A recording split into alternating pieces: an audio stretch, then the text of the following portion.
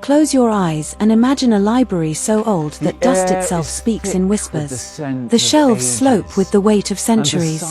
Paper creaks like leaves in autumn when touched. In the hush between the stacks, you might hear the faintest echo of a footstep, a historian in a wool coat, a careful hand turning a brittle folio. History, in its ordinary life, is built of such small gestures: the careful cataloguing of a name, the patient mapping of a border, the steady ink that makes an account permanent. But sometimes in that quiet, a different sound slips in: a sigh, a question. What if what we have learned is only one telling among many? What if some pages were never placed on the shelf?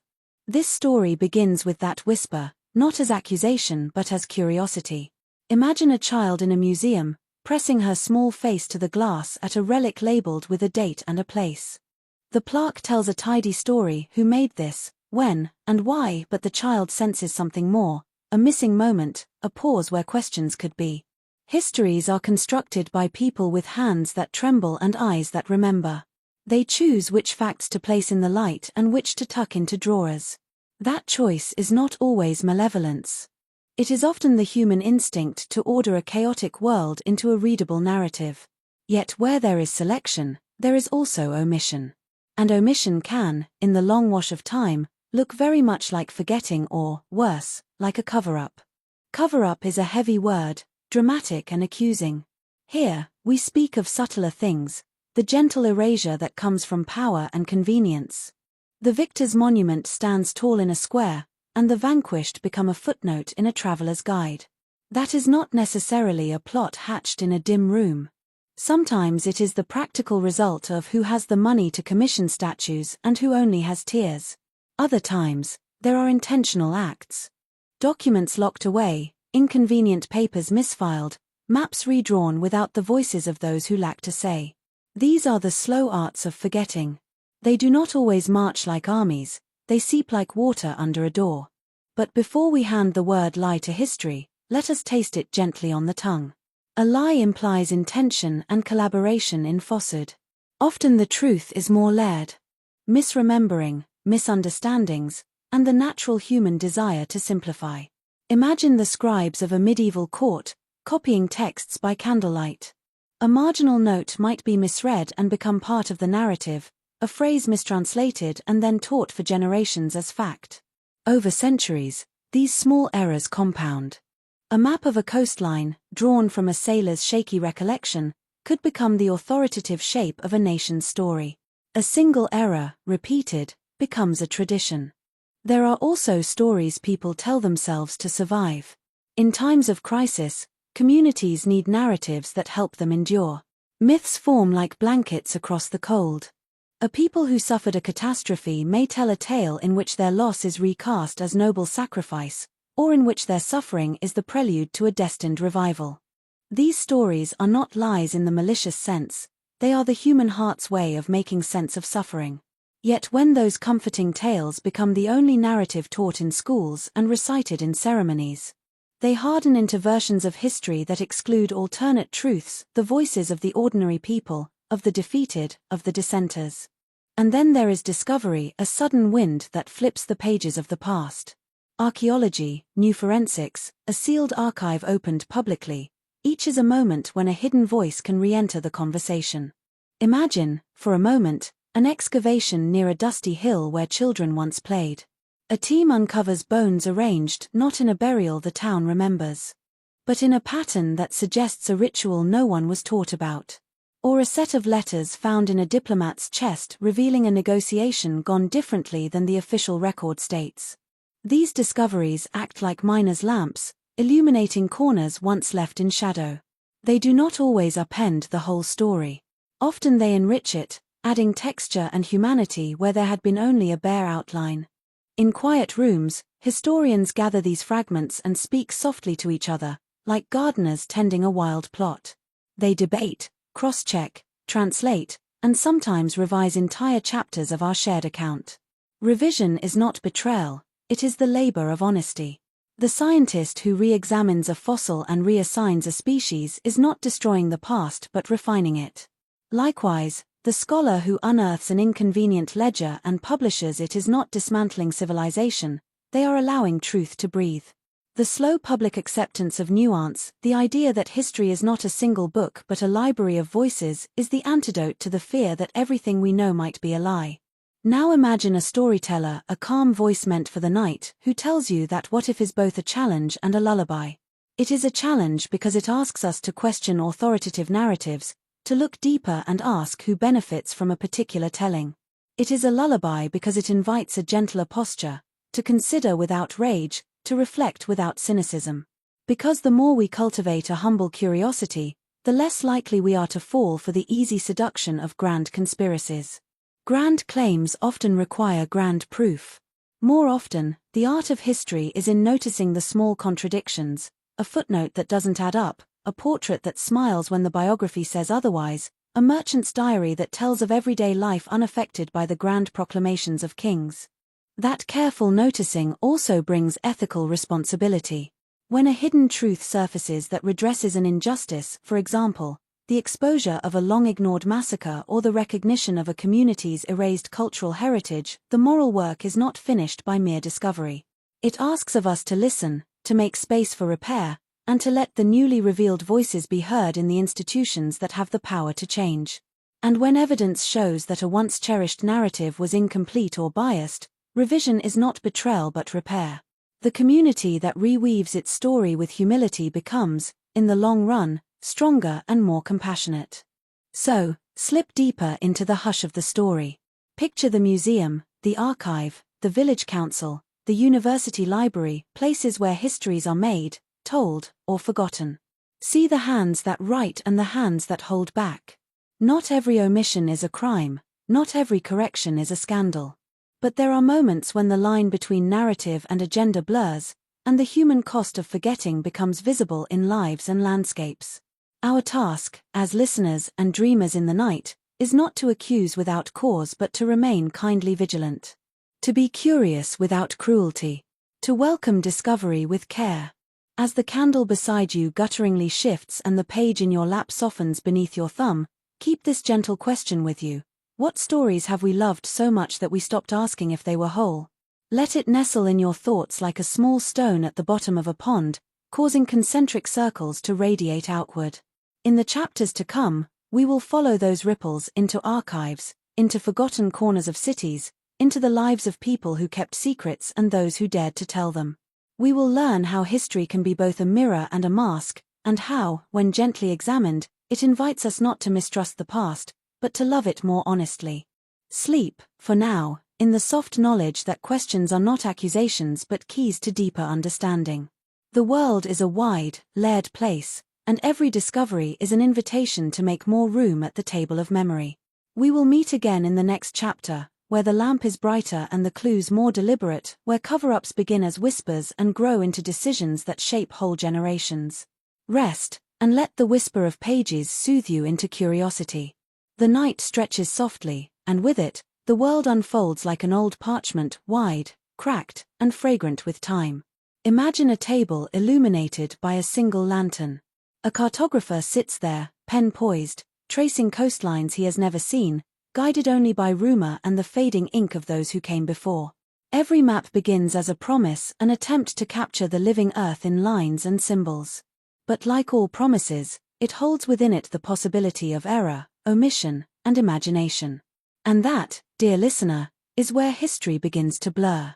Maps, after all, are stories told by power. They claim to represent the world, but they are not the world. They are agreements, sometimes fragile ones, between what we know and what we wish to claim. Long ago, when sailors returned from distant voyages, they would bring with them not only spices and tales, but sketches, coastlines sketched by trembling hands, dotted islands born from fog and misdirection. These sketches would be copied, embellished, and printed, soon finding their way into atlases that shaped the world's understanding of itself. But many of those islands were never real. Some lands existed only in imagination, born of error, or perhaps, of convenience. And yet they appeared in classrooms and libraries for centuries, shaping the borders of belief. Close your eyes and picture the lost island of Hy Brazil, once marked off the west coast of Ireland.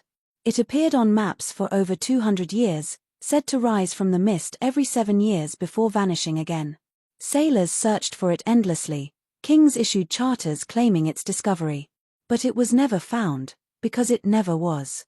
And yet, its ghost lived on in documents, trade routes, and even in stories of explorers who swore they had glimpsed its shores in twilight haze. History absorbed it as if it had flesh and soil. That is how a myth becomes geography, and how geography becomes truth. But not all forgotten maps are the result of fantasy. Some are crafted with deliberate silence. There are maps that remember empire but forget the people beneath it, maps that draw neat lines through deserts where nomads once roamed freely, maps that name continents after conquerors while erasing the tongues of those who lived there first. These are not errors of ignorance. They are choices of perspective. To draw a map is to declare ownership of space, of memory, of the right to define what is important. And when cartographers served kings, merchants, or colonizers, they drew not the earth as it was, but the world as power desired it to be. Think of the ancient city of Tenochtitlan, a jewel of canals, gardens, and shining temples that once sat where Mexico City now stands. When Spanish conquerors arrived, they were astonished by its order and beauty. Yet when they mapped it for Europe, they altered its scale and orientation. The city became smaller on paper, its complexity reduced to neat lines that could fit within the imperial frame. The result was not just a new drawing but a new truth, one that diminished the greatness of a culture so that conquest might seem inevitable. For centuries, those maps were treated as fact. The story of a thriving civilization became a tale of a primitive empire discovered by a superior world. And in that sleight of hand, history itself was rewritten. Now, drift your thoughts to another table, centuries later a wartime office filled with smoke and murmuring voices. Maps are pinned to walls, flags stuck in territories like silent stakes. Lines move daily, borders advancing and retreating like breaths. Soldiers march where pencils once traced. Here, the power of maps becomes literal, each stroke of ink may seal a fate. When the war ends, diplomats gather around another map, redrawing the world once more. Whole nations vanish or appear overnight. And somewhere, far from the negotiating table, a village wakes to find itself suddenly belonging to a new country it has never heard of. Language, law, and loyalty shift, not because of war, but because of a map.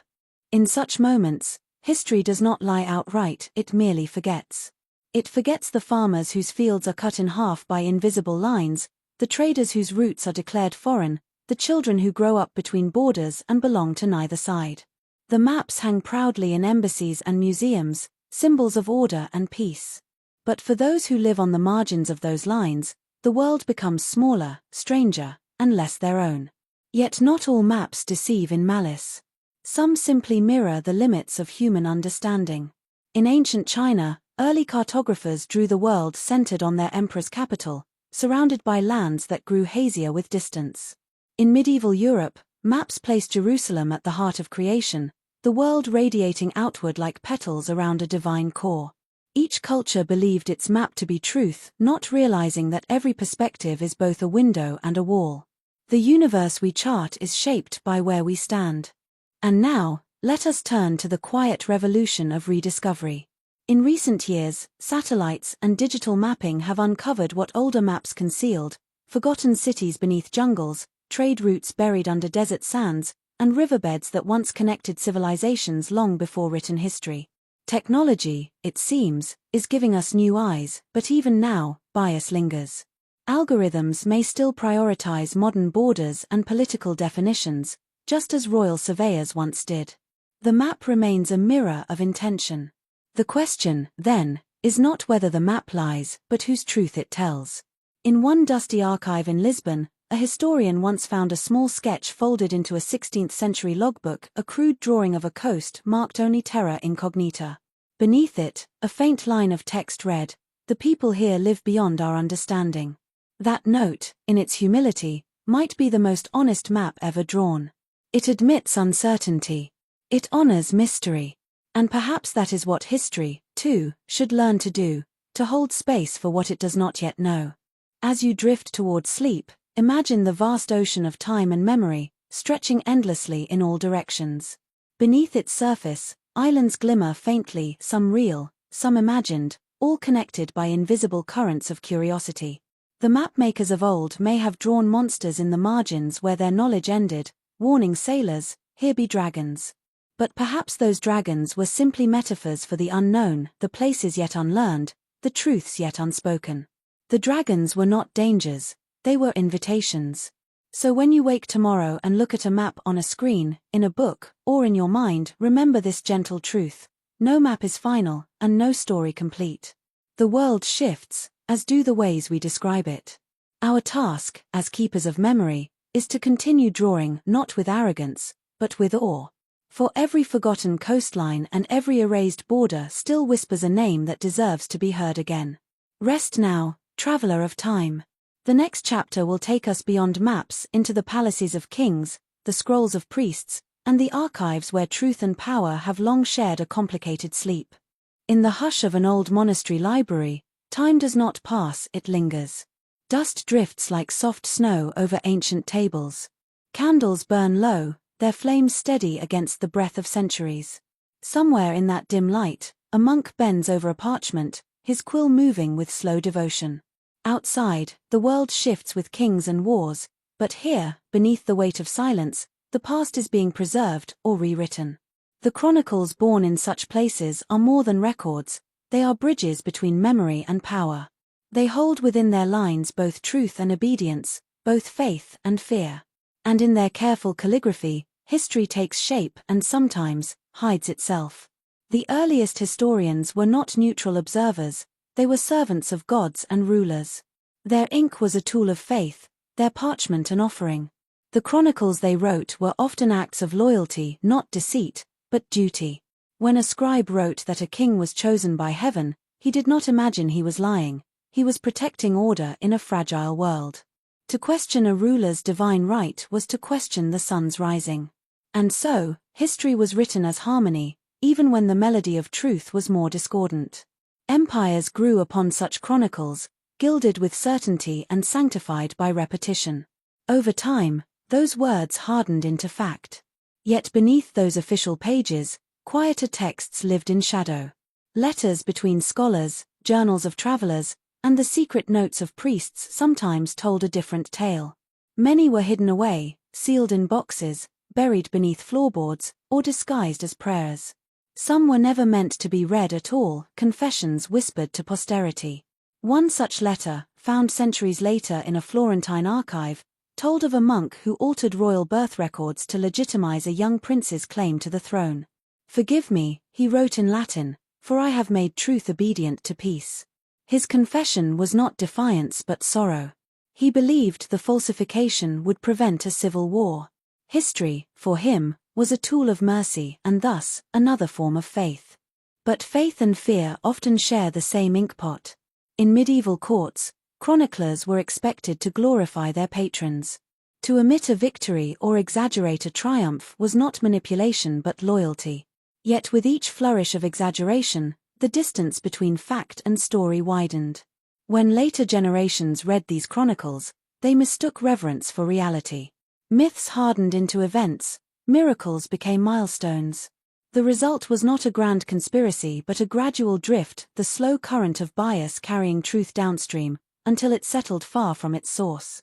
Still, not all chronicles were made to flatter. Some were written to warn. In the courts of ancient China, imperial historians were known to keep two records, one for the emperor, one for history. The first contained what the ruler wanted to hear, the second, what truly happened.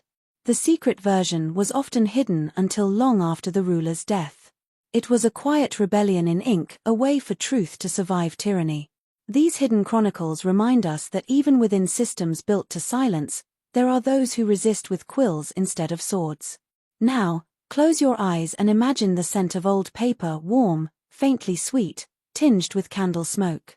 In those pages lie stories never meant for the public eye, forbidden books that challenged doctrine, scientific observations that threatened dogma, philosophies deemed too dangerous for the common soul. When inquisitors came to burn heretical works, some monks faked their destruction, replacing them with blank parchment soaked in ash to mimic char. The originals were tucked behind false walls or beneath chapel floors, waiting for an age more forgiving. Some of those texts have resurfaced, not all, but enough to remind us how much the world once feared free thought. The Renaissance, that great rebirth of knowledge, was as much an act of recovery as discovery. In dusty storerooms, forgotten manuscripts were found, Greek texts on medicine, astronomy, and philosophy that had been lost for over a millennium. Their rediscovery reshaped Europe's mind, turning darkened faith into illuminated reason. But it also revealed something humbling. Entire centuries of human understanding had existed beyond the Church's sanctioned history. The world had been far wider than its recorded memory allowed. And for every scroll recovered, there were others still lost, burned, or erased. The silence of those absences still lingers, a reminder that history is not only what survives, but what is allowed to survive. Yet, even today, hidden chronicles persist, not in parchment, but in digital vaults and classified archives. Governments guard their secrets with the same instinct as kings once did. Documents sealed for 50 years for national security are the modern equivalent of those locked monastery chests. Perhaps one day they too will be opened, revealing not grand conspiracies but the familiar pattern of human frailty, errors, pride, fear, and the desperate need to control how the story will be told. The mediums have changed, but the instinct is eternal. Humanity, it seems, cannot resist editing its own memory. Still, not all secrets are sinister. Some are acts of protection. In war-torn regions, archivists have risked their lives to hide cultural treasures, manuscripts, artworks, and oral histories from destruction. When the bombs fell on Sarajevo in 1992, librarians formed human chains to rescue volumes from burning buildings. When extremists threatened ancient Timbuktu, villagers smuggled manuscripts out of the city in boxes labeled mangoes. These were not acts of deceit but defiance. They saved the voices of civilizations that others sought to erase. Hidden histories, when protected in love, become acts of resistance, not lies, but shields for truth. In quiet contrast, consider the archives that were never meant to be found: letters destroyed by heirs ashamed of family secrets, field notes abandoned because they contradicted official expeditions, testimonies ignored because they came from the wrong voices, women, slaves, colonized people, or commoners. History has always had a hierarchy of listenability. For every king's decree preserved in marble, there is a grandmother's story told in whispers and then forgotten. When those voices reappear through oral history projects, DNA research, or recovered recordings, they expand our collective truth. The past becomes fuller, warmer, and more human.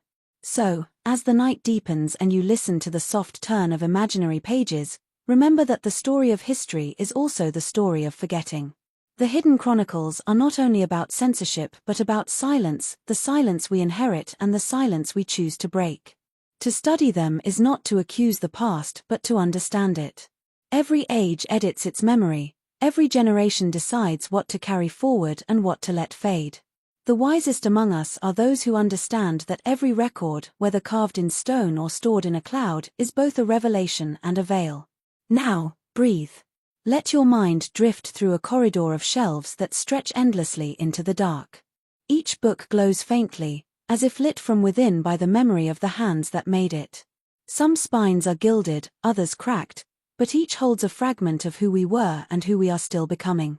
The chronicles do not judge, they wait. And perhaps, if you listen closely, you'll hear them whisper, "We are not lies, we are versions." Tomorrow, when the world wakes, historians will still argue over what was true and what was lost. But tonight, you may rest in the comfort that truth, though hidden, never dies. It only sleeps, waiting for a gentle mind to lift the cover and read once more. There was a time when truth itself wore a crown. It was carried through marble halls on parchment scrolls, sealed in wax, and spoken only by those permitted to speak. The empire of truth did not rise through wisdom or compassion, it was built through control. In every civilization, from the pharaoh's Egypt to the papal courts of medieval Europe, rulers understood a quiet principle: power does not need to own the land if it owns the story told about it. And so, history became less a mirror of reality and more a map of obedience. In the golden age of empires, truth was a possession. Kings commissioned their own legends, generals hired poets to immortalize their victories. The past was curated like a garden, weeds of doubt removed, flowers of glory carefully arranged. When a battle was lost, it was often described as a strategic retreat. When a people were conquered, their suffering was rewritten as civilization. In palaces and cathedrals, scribes worked not as seekers of knowledge but as architects of memory. Each empire called its version of history divine, and each silenced the others. The empire of truth was not built on lies alone, it was built on the luxury of who got to define what truth meant. The Roman Empire understood this better than most. Their historians, like Livy and Tacitus, wrote not only to record but to instruct. They shaped the past into moral theatre heroes, traitors, and the noble destiny of Rome. Their chronicles were filled with lessons of virtue and power, not uncertainty or contradiction. When emperors fell, their statues were torn down, their names chiseled off monuments, damnatio memoriae, the erasure of memory. It was not enough to kill a rival, one had to kill their story, too. And so, even oblivion became a political act. The Empire of Truth learned that to control the present, one must first control what the past is allowed to be. Centuries later, the Church inherited this empire's ghost. Knowledge, once the domain of many, was gathered into the hands of the few, copied, translated, and filtered through the language of faith. In candlelit rooms, monks preserved ancient texts, yet some lines vanished between translations. Entire philosophies were softened, rewritten to fit within the doctrine. The sacred became a sieve for the secular. Where a Greek thinker had once questioned the gods, the Latin version praised divine order. It was a gentle, almost invisible rewriting, one meant not to deceive, but to align the human thirst for meaning with the institution's need for certainty. Faith became history's editor. Then came the explorers, emissaries of the empire, crossing seas in search of gold, glory, and God. They carried with them not just weapons and maps, but stories. When they arrived in foreign lands, they named mountains, renamed rivers, and wrote entire continents into being as though they had been discovered from nothing. The empires at home published these accounts as heroic tales.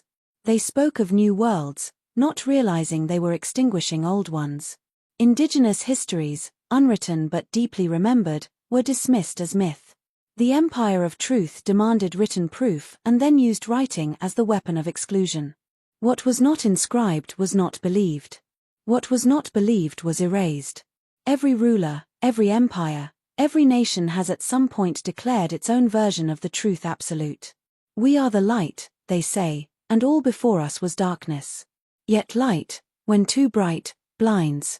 In the 18th and 19th centuries, as Europe entered its so-called Age of Enlightenment, knowledge itself became an empire.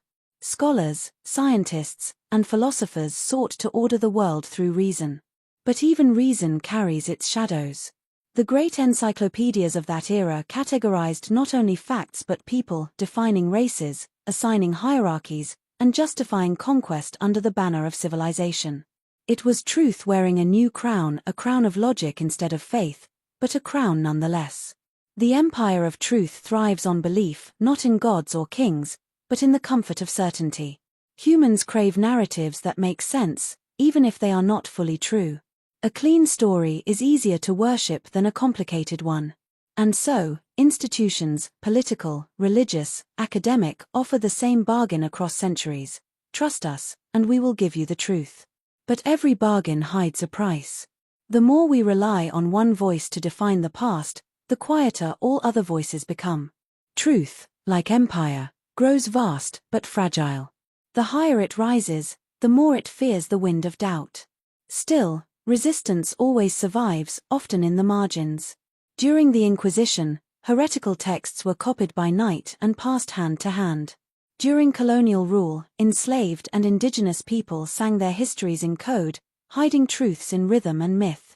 Even within totalitarian states, poets wrote in symbols and metaphors, preserving forbidden memory beneath the censor's gaze.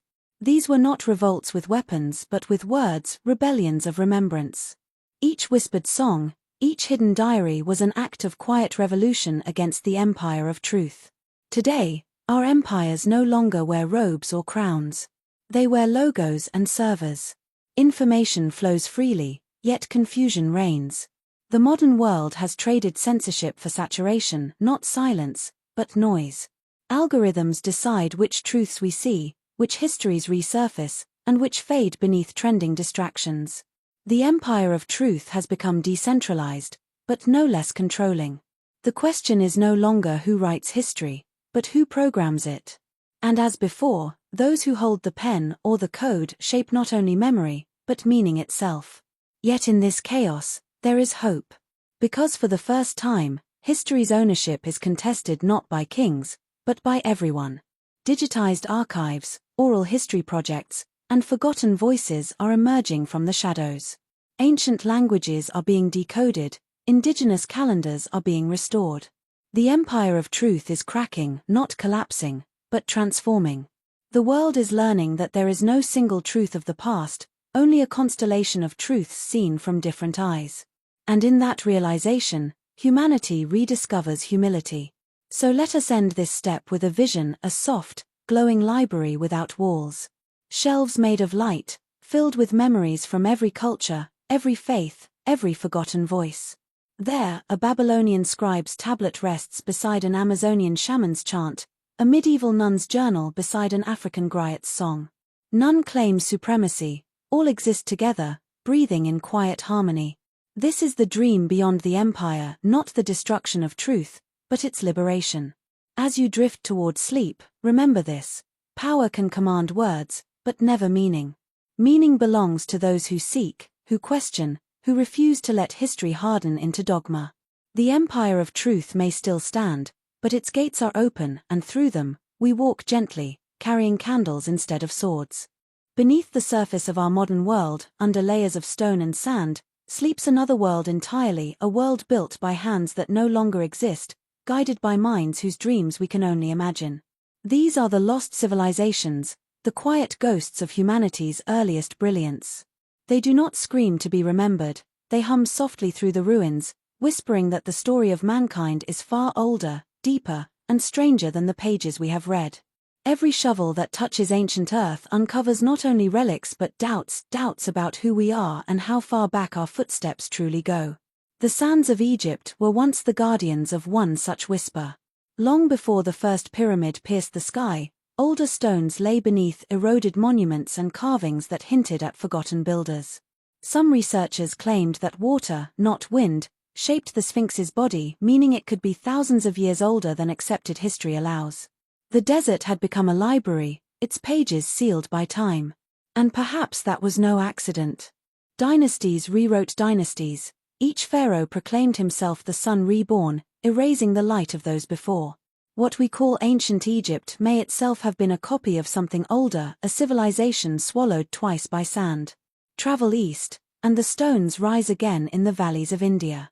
Along the dried bed of the Saraswati River, archaeologists have found cities of the Indus, Harappa, and Mohenjo-Daro planned with mathematical precision. Streets laid in perfect grids, drainage systems more advanced than those of medieval Europe. Yet these people left behind no grand monuments, no boastful inscriptions. Their script remains undeciphered, their rulers unknown. It is as if an entire culture decided to speak not to us, but to the earth itself.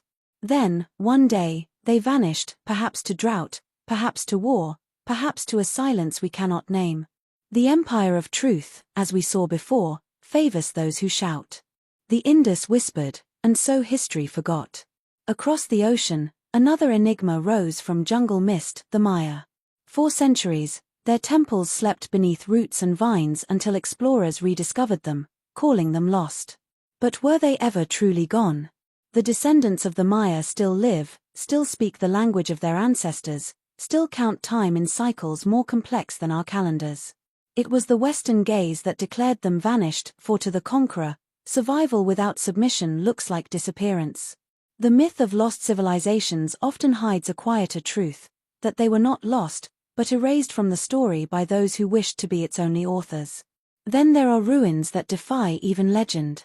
The megaliths of Baalbek, the terraces of Puma Punku, the sunken stones off the coast of Japan at Yonaguni, their builders remain unnamed, their tools unimagined. Some stones weigh hundreds of tons, carved and placed with impossible precision. Modern engineers argue over how such feats could be achieved without steel, wheels, or machines. And yet, There they stand, mute witnesses to forgotten ingenuity. Perhaps they were built by cultures that mastered nature differently, not through force but resonance, sound, vibration, magnetism. Or perhaps our ancestors simply knew more about harmony than conquest, and we, in our arrogance, cannot yet hear the music they left behind. In South America, high in the Andes, the city of Tiwanaku sits like a question carved in stone. Legends say it was built by the gods before the first sunrise. Its gates align with celestial events, suggesting a calendar far more ancient than the Incan Empire that came after. Nearby, at Lake Titicaca, divers have found submerged temples, as if a civilization once flourished there before the earth shifted and the waters rose. Could it be that great floods remembered in myth, from Noah's Ark to the Epic of Gilgamesh, were not tales of divine wrath, but memories of real cataclysms, carried in stories through generations until they became sacred truth? Each discovery bends the timeline, and with each bend, historians must choose to adjust the narrative or to guard it. Many discoveries that challenge accepted chronology are dismissed as anomalies, out-of-place artifacts, impossible dates, misinterpretations. But what if they are fragments of a history deliberately hidden, pieces of an ancient puzzle we are not yet allowed to complete? Imagine if somewhere, beneath polar ice or ocean depths, lies a record of humanity's first civilization, a mother culture from which all others learned. Plato's Atlantis, the Indian Dwarka, the Sumerian Eridu, the legends of Mu and Lemuria, different names, perhaps one origin. The ancients called it the Age of the Gods, we might call it the Age of Forgotten Men. Yet the purpose of exploring lost civilizations is not to prove myth, but to rediscover wonder. For in these ruins lies a reflection of ourselves. Every fallen city is a warning that brilliance without balance collapses, that power without memory repeats its own mistakes. When we gaze upon a broken temple wall or a shattered idol, we are not only seeing the end of something old, we are seeing a mirror held to our own fragility. Civilizations are not lost because they vanish, they are lost because they stop listening to the silence between their own triumphs. In the stillness of the night, imagine walking through these ruins, moonlight on ancient stone, wind whispering through corridors where prayers once echoed. You touch the carvings, feel the fingerprints of those who lived and loved thousands of years ago. Their hopes, their fears, their songs still hum beneath your fingertips. History calls them primitive, but the heart knows better. They were dreamers, engineers, astronomers, poets. They looked up at the same stars and wondered, as we do now, who built the first fire, who spoke the first word, who told the first lie. Perhaps that is why these civilizations were forgotten, because their truths were too large, their wisdom too free. Power prefers order, mystery resists it. So the chronicles closed their pages, leaving only ruins as testimony. But the earth remembers what ink forgets. And one day, when the last empire has fallen silent, these stones will speak again. So tonight, as you close your eyes, picture a map without borders, glowing faintly beneath the surface of the world, a network of ancient light connecting pyramids, temples, and stone circles across continents. It is not a map of territory, but of memory. Somewhere within it lies the first story ever told, the story of all of us, before we divided truth from myth. And if history has lied, then perhaps the lie was only this, that we are young. For the soul of humanity is as old as the stars, and the lost civilizations were never truly lost, they are simply waiting for us to remember. Throughout time, knowledge has never belonged to everyone. It has always been guarded, sometimes by priests, sometimes by kings, sometimes by scholars who feared that truth, if exposed, might burn brighter than any crown could withstand. The guardians of secrets were not villains or saints, they were the gatekeepers of human memory. Their purpose was simple but perilous, to decide which truths the world was ready to see, and which should remain sealed behind the iron doors of time. And so, even as empires rose and fell, a quiet continuity endured, a thread woven through monasteries, temples, libraries, and laboratories, carrying the forbidden wisdom of ages. In the deserts of Egypt, after the fall of the old dynasties, a handful of scribes gathered in secret, preserving scrolls from temples that were set to be burned. They called themselves the Keepers of the Dawn. Their writings told not of gods as rulers, but as teachers, beings who came from the stars and shared knowledge of light and mathematics. When the new priests condemned these tales as heresy, the scrolls vanished into underground chambers, sealed beneath layers of sand and silence. Centuries later, fragments of these same ideas appeared in Greek philosophy, Babylonian myth, and even Renaissance alchemy, proof that the keeper's secrets had found their way back into the human bloodstream, disguised as legend. Far to the west, another order rose from the ashes of empire, the Library of Alexandria, a beacon of wisdom that once held nearly all known knowledge of the ancient world. But the library was more than a collection of scrolls. It was a network of scholars, travelers, and priests who corresponded across continents. They traded star maps from Persia, healing arts from India, and geometry from Egypt. For a brief time, the world was united under the pursuit of truth. Then came the fires, whether by war, decree, or divine will, no one truly knows. But when the flames consumed the shelves, some claim that the most sacred volumes had already been smuggled out, carried east by a small circle of scholars who would later seed the secret schools of Byzantium and, centuries after, the hidden chambers beneath the Vatican. Yes, the Vatican archives, a labyrinth of knowledge beneath Rome, stretching for miles, containing documents that have never seen daylight.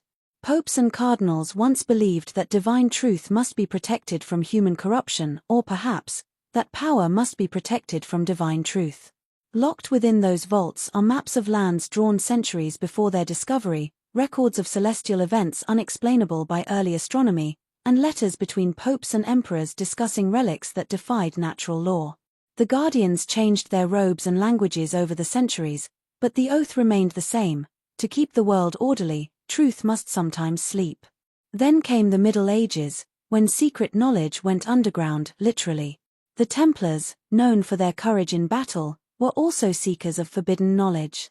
They unearthed relics in Jerusalem that scholars still whisper about, scrolls, objects, perhaps even blueprints of sacred geometry that mapped the connection between Earth's energy lines and ancient monuments. Their sudden fall, accused of heresy, tortured, executed, was less about gold and more about silence. The Church feared what they had uncovered, evidence that divine wisdom might be universal, older than any religion. When the Templars vanished, they did not vanish entirely. Their symbols reappeared centuries later among the Freemasons, who inherited both their architecture and their secrecy. In the East, the guardians took another form: the Tibetan monks, the keepers of the Bon traditions, who stored ancient manuscripts in caves high above the world. Within those scrolls were cosmologies that described the creation of the universe not in days or miracles, but in vibrations, cycles, and infinite consciousness, eerily close to the theories of modern quantum physics. Yet, their texts were written millennia ago. How could men of Stone Age tools speak of energy fields and atomic resonance? The answer lies in transmission, an unbroken lineage of wisdom that flowed quietly through time, crossing mountains and oceans in the minds of those entrusted to guard it. During the Renaissance, as science reawakened, the guardians took on new disguises. They became alchemists, astronomers, and artists, encoding sacred truths into art and invention. Leonardo da Vinci's notebooks, Galileo's telescopes, Newton's symbols all contained fragments of an older language. The laws of gravity, perspective, anatomy, and chemistry, these were not discoveries, but rediscoveries, glimpses of wisdom long buried. Even the famous painting of the Last Supper hides geometrical alignments and cosmic proportions, reminders that truth, when censored, will always find another canvas. But as centuries passed, guardianship changed from preservation to control. In the modern age, secrecy became power. Governments formed classified archives, intelligence divisions, and black projects, not to protect humanity's innocence, but to protect their own advantage. Ancient artifacts, once symbols of wonder, became military assets. UFO files, archaeological anomalies, forbidden patents, all stored behind locked doors, all denied with a smile. The new guardians wear suits, not robes. They operate under codes of silence instead of oaths of purity. Yet, the purpose remains familiar: to keep the world believing that history began only when it was written. What, then, is the cost of this guardianship? Perhaps the greatest loss is not the knowledge itself, but our right to wonder. When mystery is hidden, curiosity withers. When truth is rationed, imagination fades. The guardians may claim to protect us from chaos, but in doing so, They chain the very spirit that made civilization possible, the urge to ask why. The world's religions began as questions turned into parables, its sciences began as myths turned into theories. To suppress either is to deny our humanity. And yet, not all guardians are deceivers. Some still keep the light alive quietly: archaeologists who risk their careers to publish forbidden dates, monks who digitize ancient scrolls in secret, scientists who defy grants and ridicule to chase unapproved theories. They are the rebels of truth, the modern keepers of the flame. For every lock placed upon history, there is a hand somewhere holding a key. So tonight, as you lie in the hush of darkness, imagine these guardians not as faceless powers, but as torches glowing in the night of time. Some burn with greed, others with grace. Some shield humanity from its own shadows, others hide the stars to keep their crowns shining brighter. But no matter how many walls they build around truth, the dawn always finds a crack. The light always returns. Because truth, like the wind, cannot be owned, only carried. There comes a moment in every age when silence grows too heavy to hold, when buried truths press upward like roots seeking sunlight. The world does not always notice this moment. It begins softly, like the hum before a storm. But something shifts. A fragment of truth escapes a vault. A forbidden artifact is photographed. A word once erased reappears in a scholar's translation. The guardians stir, the narrative trembles. And then, suddenly, what was once unthinkable becomes undeniable. The lie begins to crumble, not in anger or revolution, but in quiet recognition. Humanity, weary from illusion, starts to remember itself. It begins with a question. A young archaeologist uncovers a stone tablet in a cave untouched by time. Its symbols are older than writing itself, yet it speaks of stars, not as gods, but as homes. She sends her findings to a journal. They are dismissed as fantasy. But the thought lingers. Others find similar carvings across continents, all depicting the same celestial alignments.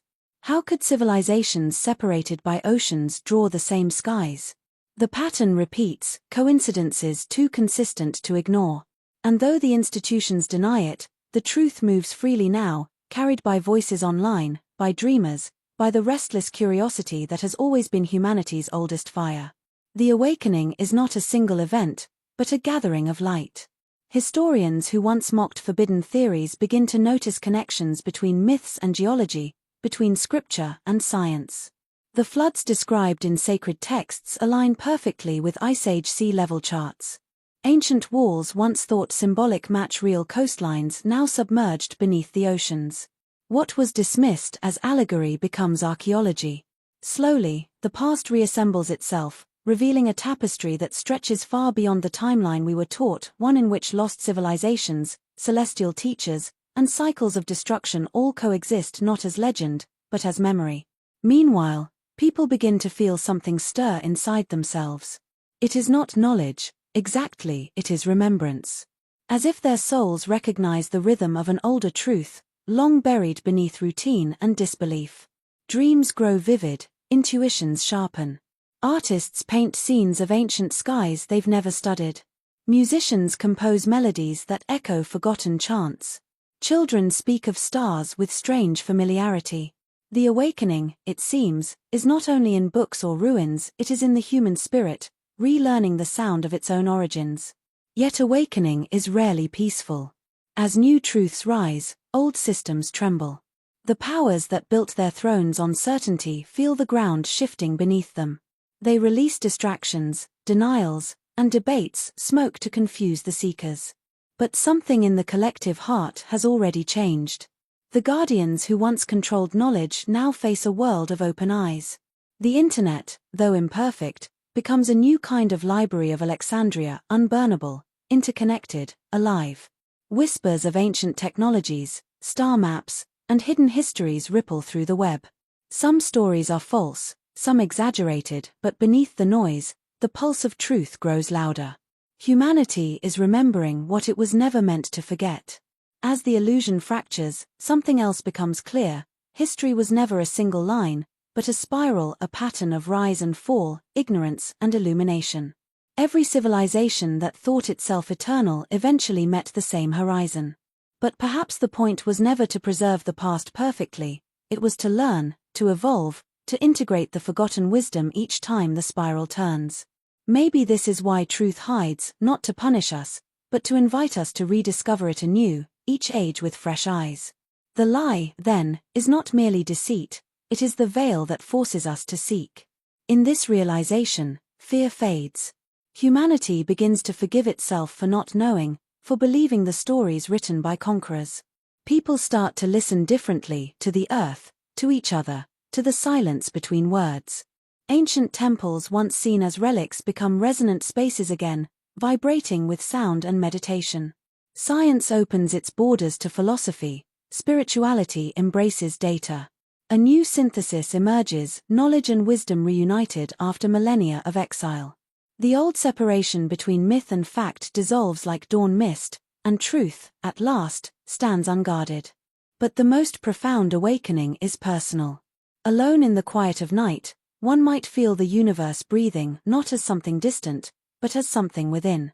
The stars above are not cold fires, but reflections of the same light that burns behind human eyes.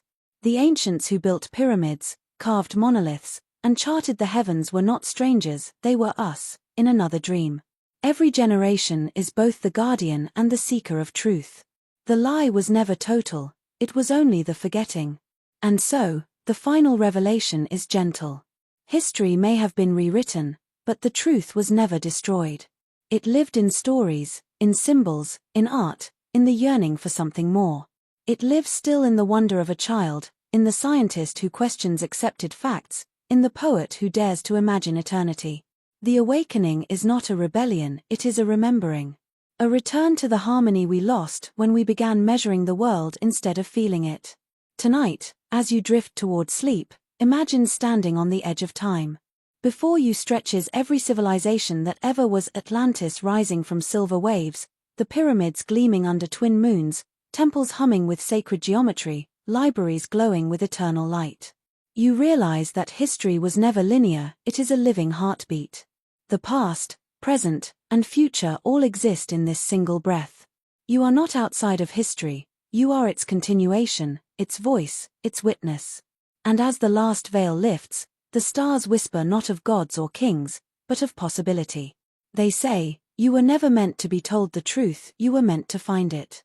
And in that moment, the lie dissolves completely, leaving only silence, vast, peaceful, and awake.